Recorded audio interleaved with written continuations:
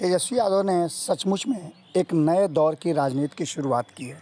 आपको बता दें कि तेजस्वी यादव जिस तेवर के साथ अपना शासन चला रहे हैं और लगातार जिस तरह से वो सत्ता पर अपनी धमक दिखा रहे हैं, जो वादा किया है उसे पूरा करने की कोशिश कर रहे हैं, इन सारी चीज़ों को लेकर के अब साफ तरीके से दिख रहा है कि लोग उनसे कनेक्ट हो रहे हैं। तेजस्वी यादव ने अब तक जो शासन चला है बिहार में, चाहे वो लालू प्रसाद का हो, राबड़ी देवी का हो, या फिर वो शासन नीतीश कुमार का हो, इन सबको लेकर के कहीं ना कहीं तेजस्वी यादव ने एक नई दौर की राजनीति शुरू की है और इसका धमक 10 दिनों के अंदर ही दिखने लगा है। एक तरफ जहां तेजस्वी यादव लगातार अपने किए गए वादों को पूरा करने की कोशिश कर रहे हैं, उस पर लगातार कैबिनेट की बैठक में बातें रख रहे हैं, वहीं आपको बता दें कि उन्होंने जो अपने मंत्रियों को और अपने विधायकों को संदेश भेजा था, उस संदेश का भी असर दिखने लगा है। आपको बता दें कि उन्होंने संदेश में साफ कहा था कि लोग ऐसा काम करें, मंत्री ऐसा काम करें जिससे कि आम जनता को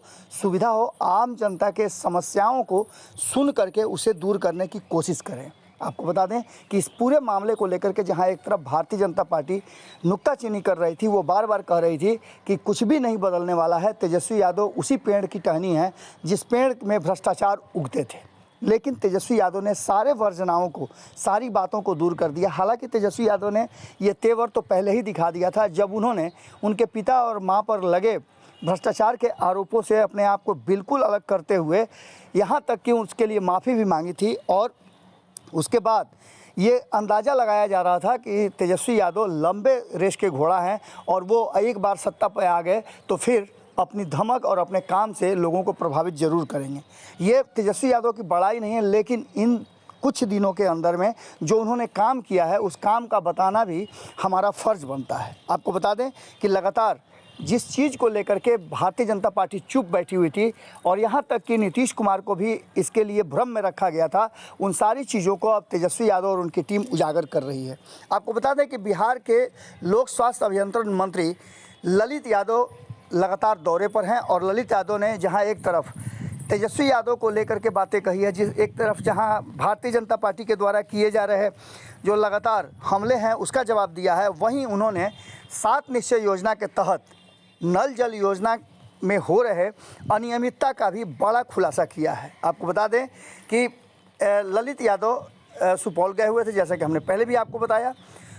उन्होंने कई घरों को देखा और कई घरों के जो व्यवस्था हैं, जो नल जल योजना के तरीके हैं, उसको भी देखा। इसके साथ ही उन्होंने वहाँ के लोकल निवासी के घर जो कि आरजेडी कार्यकर्ताओं के बुके देकर गर्मजोशी से उनका स्वागत कर रहे थे, उन लोगों को भी उन्होंने अपनी बात रखी और कहा कि कलम देकर के आप अगर चाहें तो हमारा स्वागत कर सकते हैं।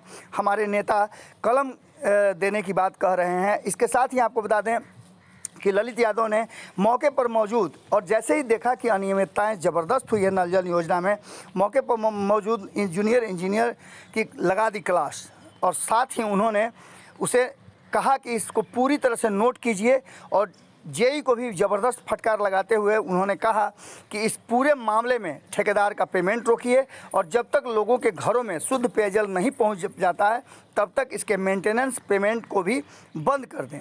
आपको बता दें कि इसके साथ ही उन्होंने मीडिया से बातचीत करते हुए इस नल जल योजना में भारी अनियमितता और भ्रष्टाचार की बात कही। इसके साथ ही उन्होंने कहा कि जो वादा हमने किया है 10 लाख युवाओं को रोज़गार देने का, हम उसे भी पूरा करेंगे। इतना ही नहीं, ललित यादव जो कि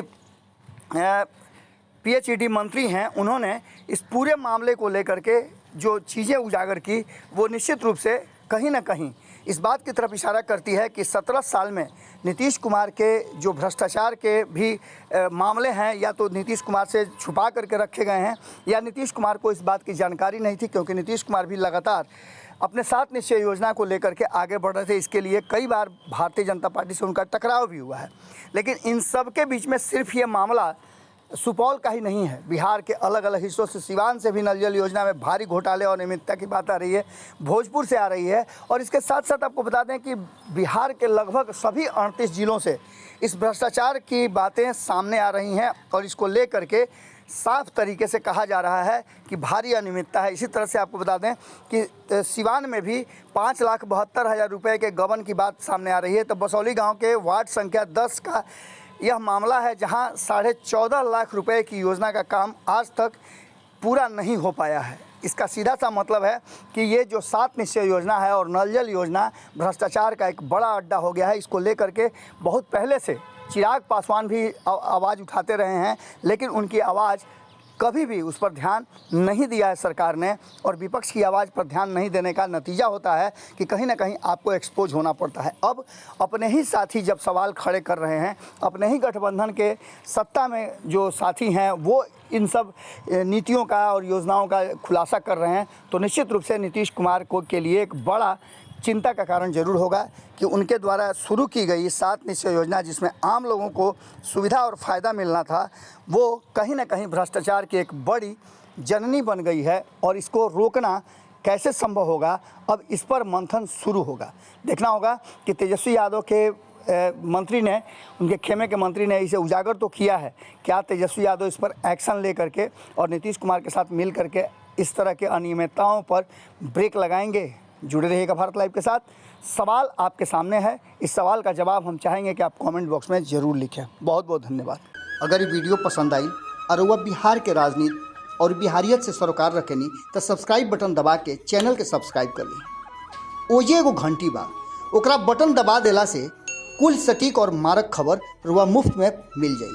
अगर रुआ पत्रकारिता के हमनी के नया प्रयोग में सहयोग कर चाहतानी तो ज्वाइन बटन दबा दी। पेटीएम नंबर नोट कर ली 9386816700। धन्यवाद।